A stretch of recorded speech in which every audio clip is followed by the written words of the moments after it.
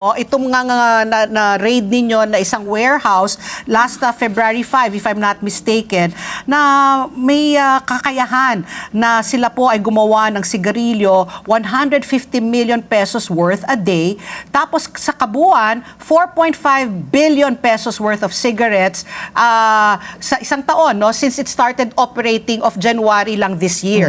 So can you tell us more about what you saw when you did that trade in Mexico, Pampanga? Sino nagtip sa inyo?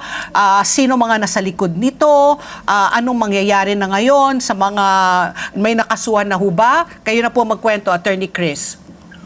Sige ma'am. The initial information, galing po ito sa intel sharing, no? But ang initial information po pertains to smuggled items, smuggled cigarettes. Okay. Kaya po nag-issue tayo ng letter of authority signed by Commissioner Ariel Nepomuceno. At nung sinerve po natin itong LOA na ito, doon po natin natuklasan itong kanilang talagang industrial grade, no, na manufacturing of cigarettes. And if you recall, doon sa apprehension sa Batangas, after kasi nung apprehension na yon, talagang nagbigay ng instruction si Commissioner Ariel na higpitan ng ating ports, bantayan itong mga brands na to, no? Itong Two Moon, itong Carnival, itong Playboy, dahil nakakapagtaka na nakakalusot sa ating ports na wala man lang tayong ganong intel na information. So, based on this discovery, yun po ang magpapaliwanag noon na hindi pala ito dumadaan sa ating port. Sa halip, ito ay ginagawa at locally manufactured.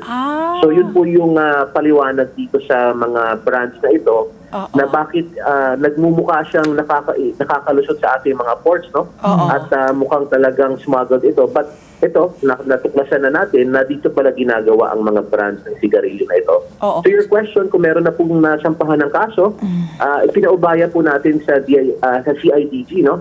Yung pagsasampa, to my understanding, meron silang human trafficking na isasampa sa mga individual na ito dahil napaka-inhumane, no, nung conditions, yung living conditions naman ng mga Filipino workers na nandun, na nasa isang barong-barong lang at hindi binabayaran ng sweldo, no?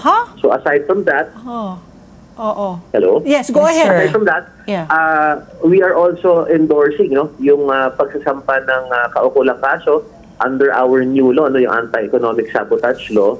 And of course, no, posible ding may violations under the CFPA kasi po yung mga machineries nila talagang imported po kasi Chinese characters po yung mga nakalagay na instructions sa machines, no. So pati po yun ay ine-explore natin at sasampahan po natin ng kaukulang kaso.